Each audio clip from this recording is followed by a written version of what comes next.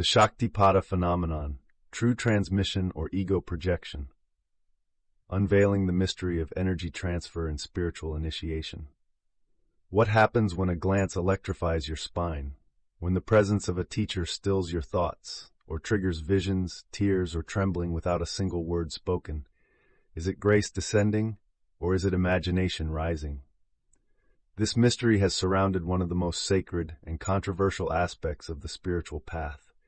Shaktipāta, the descent of energy, the transmission of awakening. Some say it's the mark of an enlightened master. Others say it's subtle manipulation or projection from the seeker's own mind. So what is it? In this video, we'll explore the phenomenon of Shaktipāta, its traditional roots, energetic effects, signs of authenticity, and how to discern true transmission from egoic illusion. 1. What is Shaktipāta?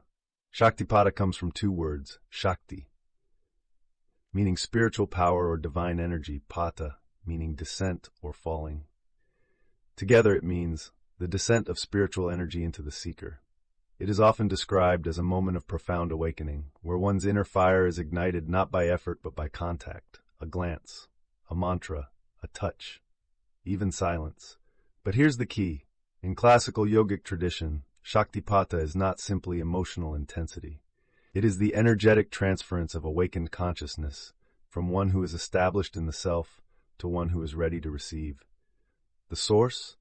The Shaiva and Tantric lineages describe it vividly, particularly in the Kashmir Shaivism tradition. In the Shiva Sutras, it is written, liberation comes from the descent of Shakti. But not all transmissions are the same. The levels of Shaktipāta. According to ancient texts, Shaktipāta occurs in different intensities. In Tantra Loka, 7 levels are described, from the highest, which results in instant liberation, to the lowest, which simply creates spiritual curiosity. Here are a few simplified tiers. 1. Supreme Shaktipāta, instant absorption into self-realization, rare. 2. High Shaktipāta, awakens intense desire for liberation and meditation.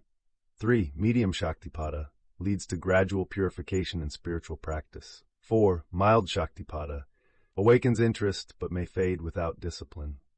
This helps explain why some people experience a massive energetic opening after meeting a teacher, while others feel little more than peace or clarity.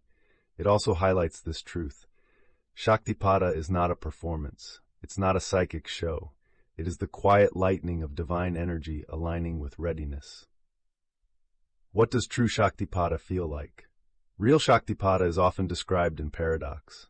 It is subtle but undeniable, vibrational yet silent, personal yet universal. Here are common signs reported by seekers across traditions. A sudden inner stillness, as if the mind is stopped without effort, an upsurge of bliss or energy rising up the spine, spontaneous tears or laughter without cause, loss of body awareness or expansion beyond the form, a deep recognition of the self without concept or language. But here's what it is not: a temporary high with no inner transformation, a sense of personal power or superiority, dramatic physical effects that become self-focused.